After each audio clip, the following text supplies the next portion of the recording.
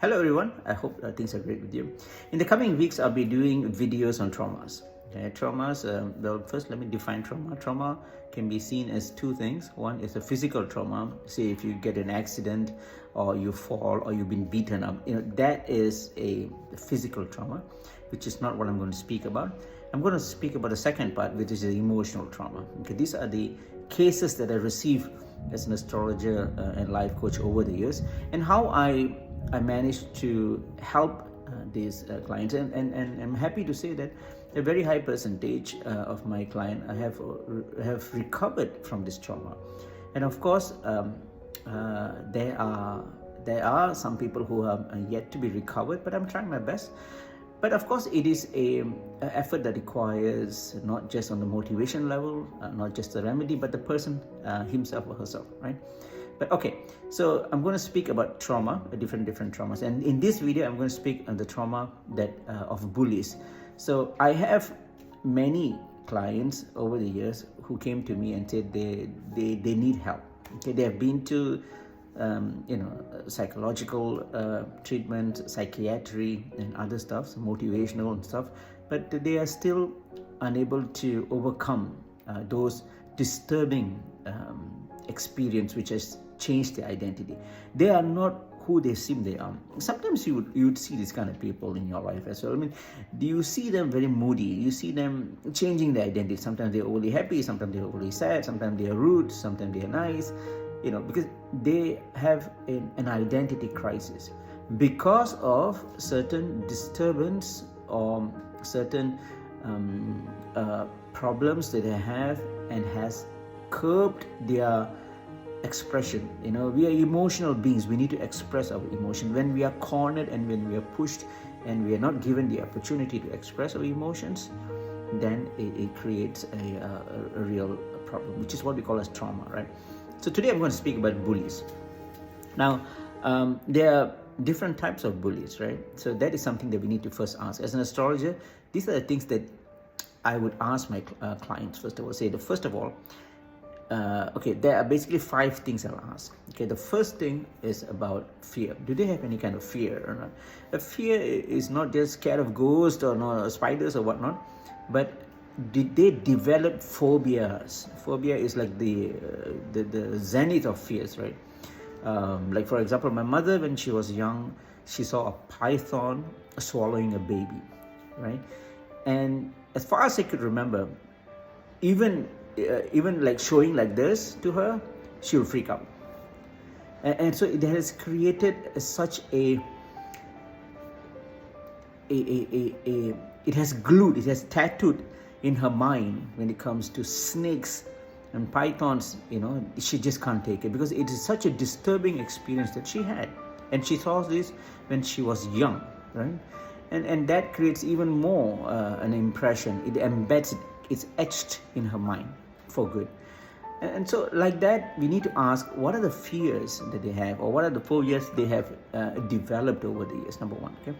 The second thing is, you see them in a very depressive state. Okay. Of course, analyzing depression, all that, there are assessments psychologically, the CBT and whatnot. That is something that the client should go. But as an astrologer, it's my job to ask if they feel if they have any symptoms in depression, which means they're always melancholy, they're always sad, they may not have the motivation drive, they always gravitate towards the negative things, they like to loiter, play video games, whatever they do, but they don't like to propel, they don't have the motivation to go forward, and they have a very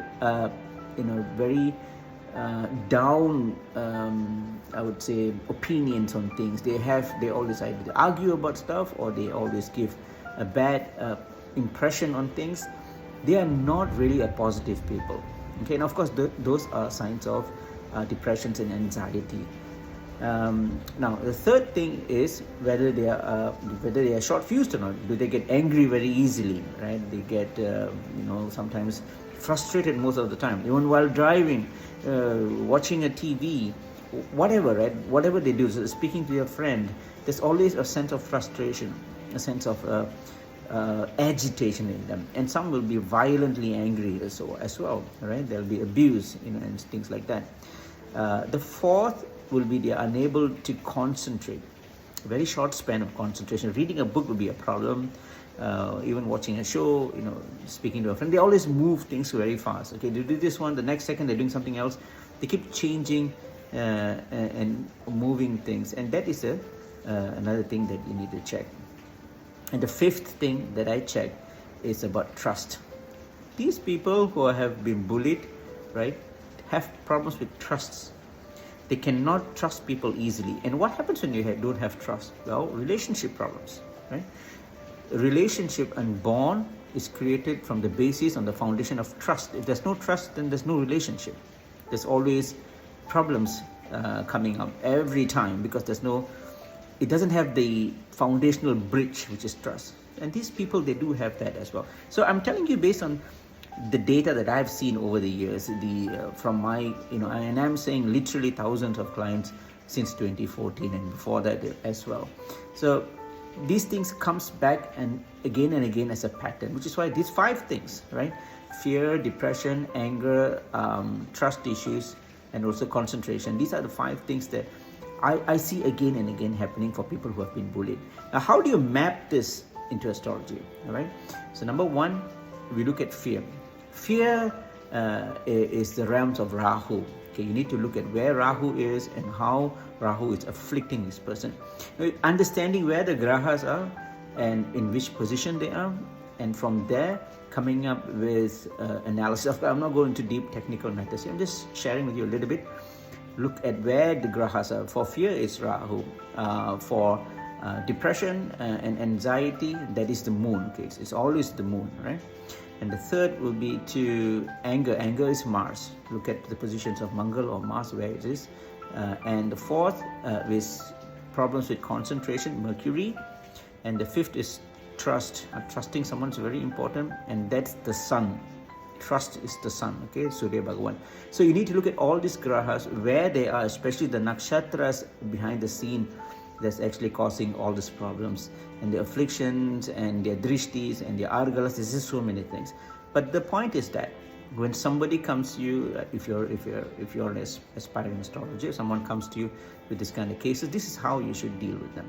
Okay, look at all these grahas, and you cannot give them all the remedies at one time.